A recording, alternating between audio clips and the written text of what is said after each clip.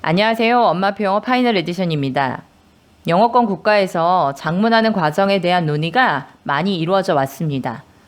작문 과정을 가르치는 것이 아이의 글쓰기 능력을 실질적으로 향상시키는지에 대한 다양한 연구가 이루어져 왔어요. 프리처드 등은 작문 과정의 유효성에 대한 지난 30여 년간의 연구 결과들을 검토했습니다. 검토 결과 많은 학자들이 작문 과정을 가르치는 것이 효과가 있다는 입장을 취했고요. 쓰기를 향상시키는 다른 활동, 즉 사전 지식, 독서 능력, 또 쓰는 태도 등이 병행돼야 함을 주장했다고 합니다. 조금 뜨뜻미지근하죠. 화끈한 입장을 취하는 영국 웨일즈 교육부에서 펴낸 쓰기 지침서를 살펴보도록 할게요. 이 지침서는 아이들에게 쓰는 과정을 가르치지 않고 제목만 적혀진 백지를 아이들에게 나누어주는 경우에 아이들은 공포를 느낄 수 있고 사기가 저하되거나 자신감을 잃게 될 수 있다고 합니다.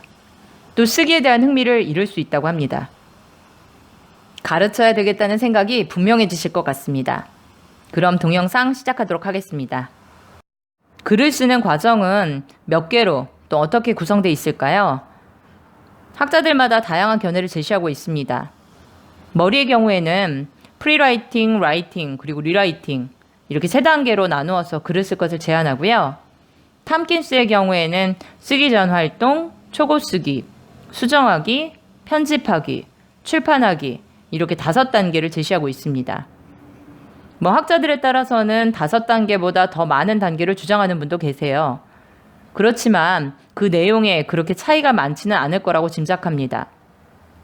하나의 과정을 여러 개로 나누거나 여러 과정을 하나의 과정으로 통합한 경우에 그 과정의 개수에 차이가 나는 거겠죠.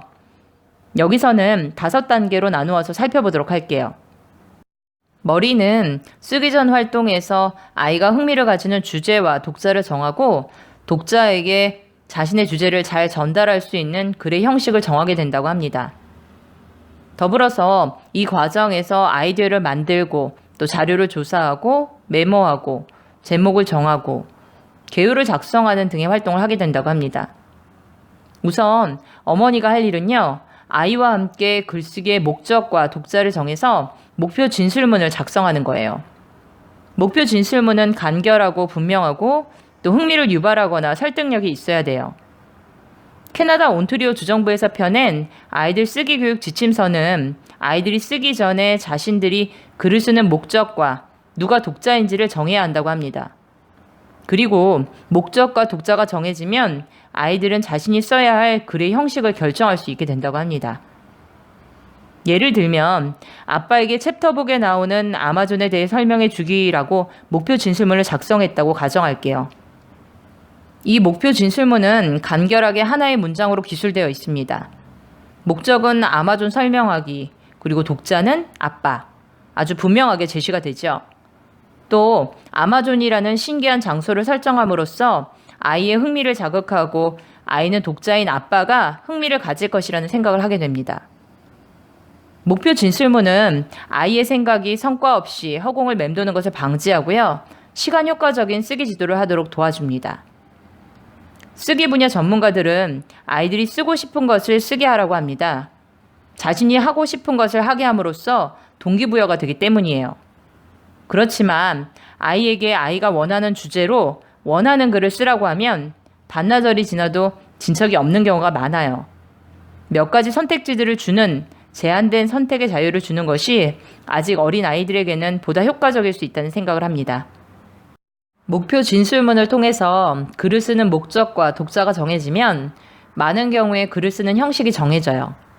앞서 예시한 아빠에게 챕터북에 나오는 아마존에 대해 설명해 주기라는 목표 진술문을 가지고 어떤 형식의 글을 쓰는 것이 적합할까요? 아마존을 설명해 주는 정보 제공적인 글이 적합하겠죠? 어머니는 당연히 정보 제공적인 글을 선택하시겠지만 아이는 아직 감이 없을 수도 있어요.